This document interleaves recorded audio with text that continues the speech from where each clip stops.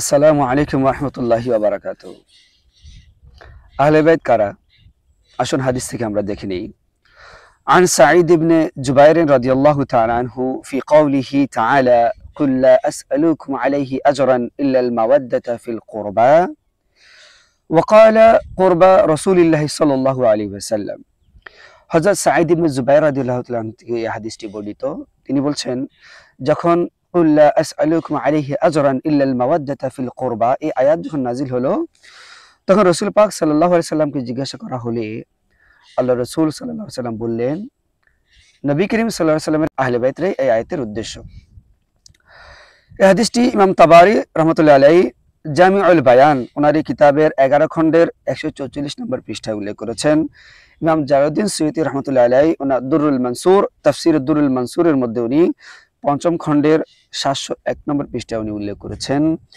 ইমাম বুখারী রাদিয়াল্লাহু তাআলা আনহু উনি ওনার এই বুখারী শরীফের 3য় খণ্ডের 288 পৃষ্ঠায় উনি আরেকটু বাড়িয়ে এই হাদিসটি উল্লেখ করেন। আরেকটি হাদিস আন ইবনে আব্বাস রাদিয়াল্লাহু তাআলা আনহু লাম্মা নাযালাত হাযিহিল আয়াতু قل لا أسألكم عليه أجرا إلا المودة في القربى قالوا يا رسول الله من قرابتك هؤلاء الذين وجبت علينا مودتهم قال علي وفاطمة وولدهما।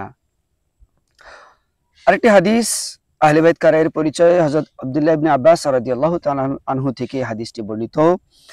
উনি বললেন, যখন এই আয়াতটি নাজিল হলো, আহলে বাইতের এই সূরা শুরার এই 23 নম্বর আয়াতটি যখন নাজিল হলো, তখন সবাই রাসূল পাক সাল্লাল্লাহু আলাইহি সাল্লামকে জিজ্ঞেস করলেন, ইয়া রাসূলুল্লাহ, আপনার আত্মীয়স্বজন কারা? যেহেতু এই আয়াতের মধ্যে আপনার আত্মীয়দের প্রতি ভালোবাসার কথা বলা হয়েছে, আহলে বাইতের প্রতি ভালোবাসার কথা বলা হয়েছে, এরা কারা যাদের প্রতি আমাদের ভালোবাসা ওয়াজিব, যাদেরকে আমাদের ভালোবাসতে হবে? রাসূল পাক সাল্লাল্লাহু আলাইহি সাল্লাম বললেন, সে হলো হযরত আলী রাদিয়াল্লাহু তাআলা আনহু, হযরত ফাতিমা রাদিয়াল্লাহু তাআলা আনহা এবং তাদের দুই সন্তান হযরত হাসান এবং হযরত হুসাইন রাদিয়াল্লাহু তাআলা আনহুমা। এই হাদিসটি ইমাম কুরতুবী রাহমাতুল্লাহি আলাইহি ওনার জামিউল আহকাম ওয়াল কোরআন এই কিতাবের 8 নম্বর খণ্ডের 21 নম্বর পৃষ্ঠায় উনি উল্লেখ করেছেন। ইমাম ফখরুদ্দিন রাজি রাহমাতুল্লাহি আলাইহি ওনার তাফসীরে কবির এই কিতাবের তাফসীরের মধ্যে উনি 27 নম্বর খণ্ডের 166 পৃষ্ঠায় উনি উল্লেখ করেছেন। হযরত আবু বকর আল হাইসামি রাহমাতুল্লাহি আলাইহি উনি ওনার মাজমাউজ জাওয়াইদ এই কিতাবের 9ম খণ্ডের 168 পৃষ্ঠায় উনি উল্লেখ করেছেন। তাহলে আমরা জেনে নিলাম আহলে বাইত কারা। এবার জেনে নেই এই আহলে বাইতদের প্রতি ভালোবাসা আমাদের প্রয়োজন আছে কিনা। এই সংক্রান্ত একটি হাদিস আন ইবনে আব্বাস রাদিয়াল্লাহু তাআলা আনহু قال قال رسول الله صلى الله عليه وسلم أحب الله لما يغدوكم به من نعامه وأحبني لحب الله وأحب أهل بيتي لحبي।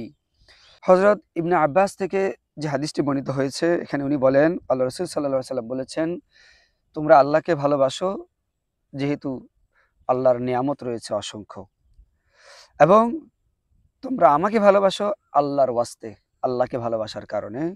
আর কি বলেছেন? তোমরা আমাকে ভালোবাসার কারণে আমার আহলে বাইতকে, আমার পরিবারকে, আমার আত্মীয়স্বজনকেও তোমরা ভালোবাসো। এবং এই হাদিসটি ইমাম তিরমিজি রাহমাতুল্লাহি আলাইহি উনি ওনার কিতাবের মধ্যে উল্লেখ করেছেন 3789 নম্বর। তাহলে এবার আসুন, এই আহলে বাইতদেরকে ভালো না বাসলে কি হবে? তাদের প্রতি কষ্ট দিলে, তাদেরকে কষ্ট দিলে, তাদের প্রতি হিংসা দেখালে আল্লাহ রাব্বুল আলামিন স্বয়ং রাগ করেন। আন আবি সাঈদ আল খুদরি রাদিয়াল্লাহু তাআলা আনহু قال قال رسول الله صلى الله عليه وسلم اشتد غضب الله على من آذاني في عترته।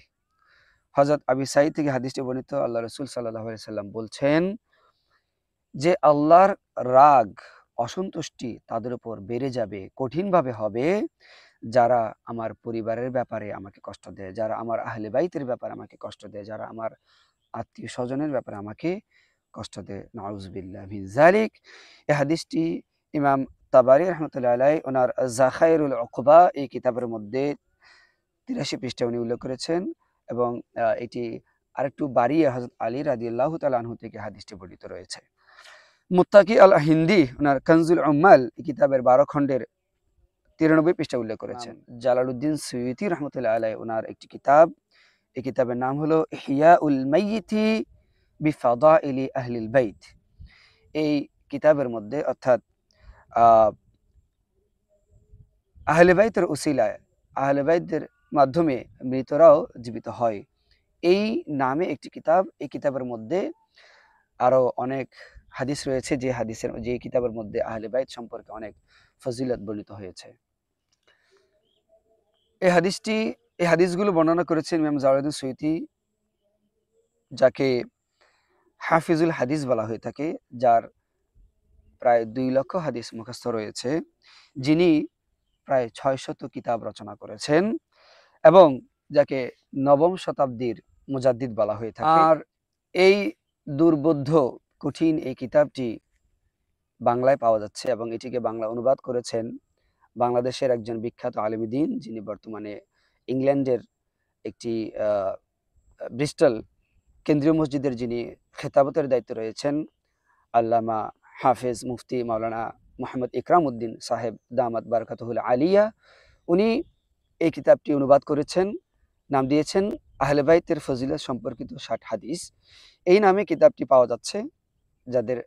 যারা ওই হাদিসগুলো, আহলে বাইত সম্পর্কিত ফজিলতের এই হাদিসগুলো আপনারা বাংলায় চান, ইনশাআল্লাহ আপনারা এই কিতাবের মধ্যে এই হাদিসগুলো পেয়ে যাবেন।